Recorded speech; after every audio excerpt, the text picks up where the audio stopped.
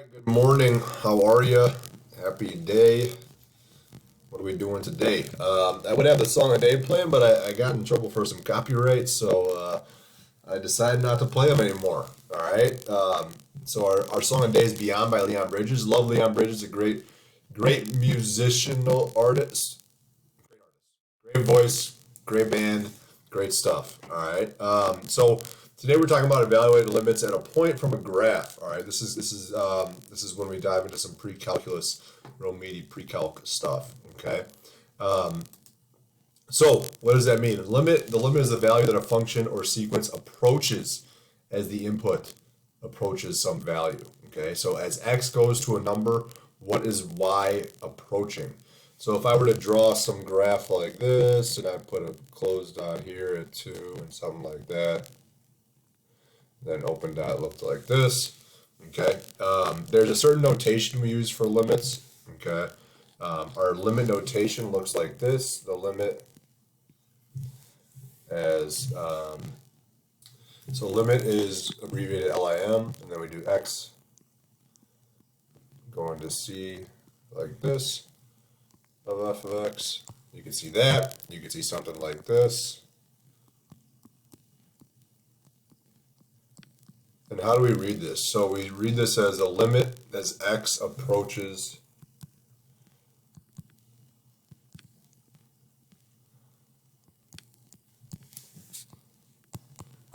and it can be approaches c. So c is a constant. C can be a number. C can be 2. Okay, so you can be 3, so you can be whatever. All right, that's supposed to say from. So we have 2 options. All right, well, we really have 3. When it's a negative, all right, think about the negatives numbers. This is from the left. And if it's a plus right next to the C, you would look at it from the right. And what does that even mean? So what that means is if I'm looking at this graph right here, okay, I want to find the limit as x approaches 2 from the left, whoops, not the negative one, with just the negative of f of x. Okay, so limit as x, sorry about that, something keeps going out. So limit as x approaches 2 from the left, that means I start the left hand of the graph and go to 2.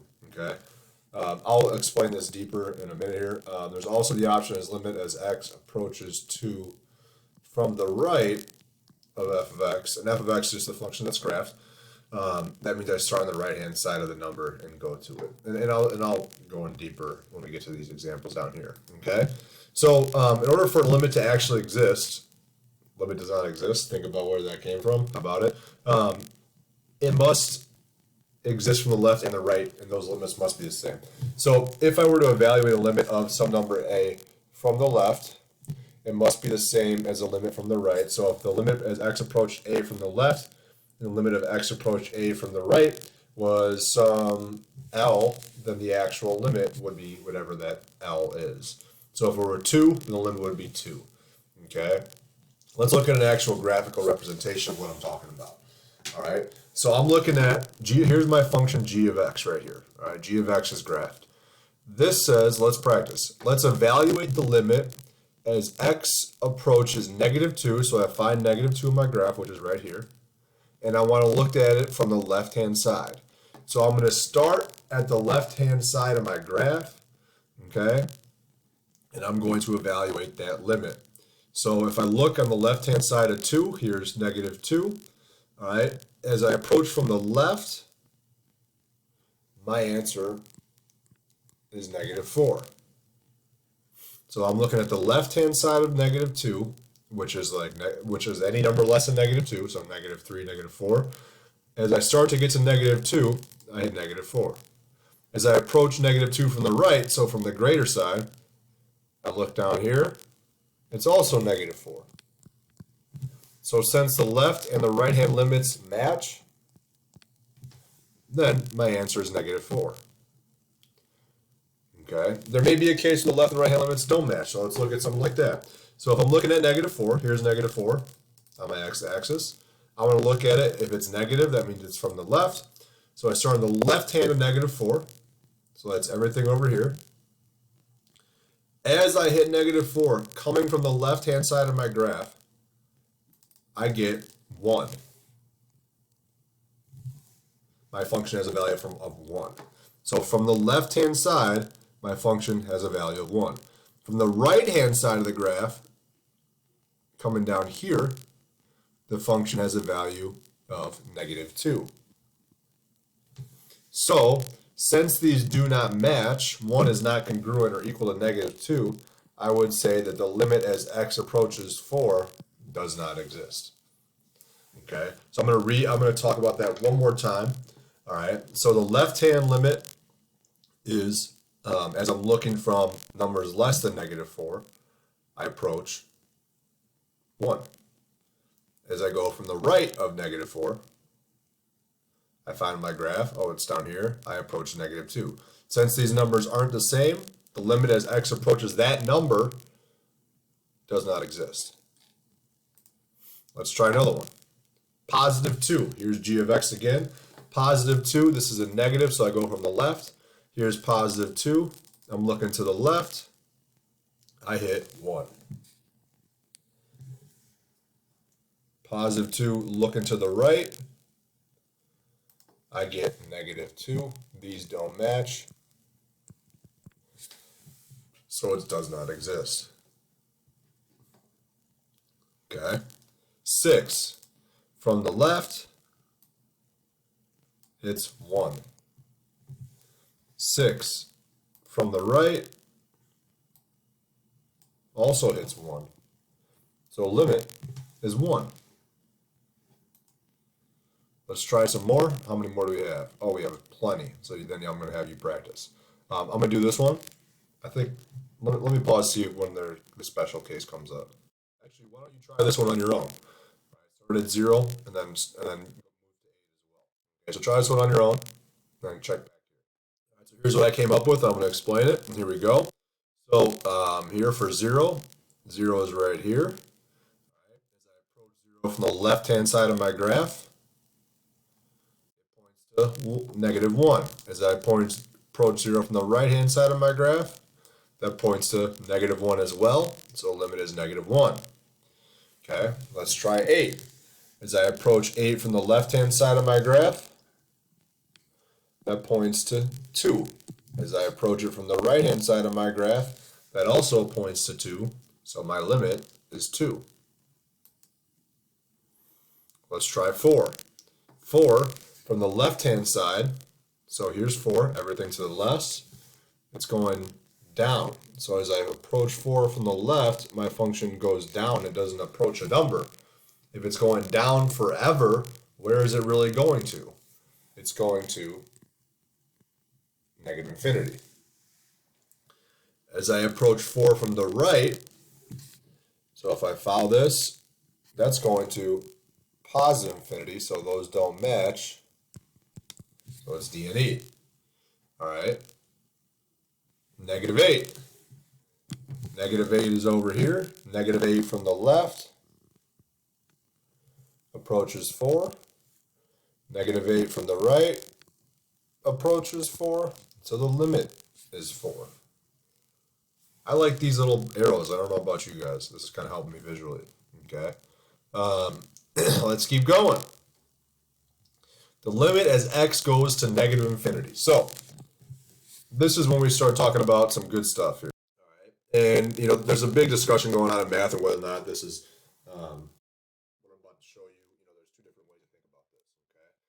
Okay. So as x is going to -infinity. So here's x, and here's x getting smaller and smaller and smaller, going this way.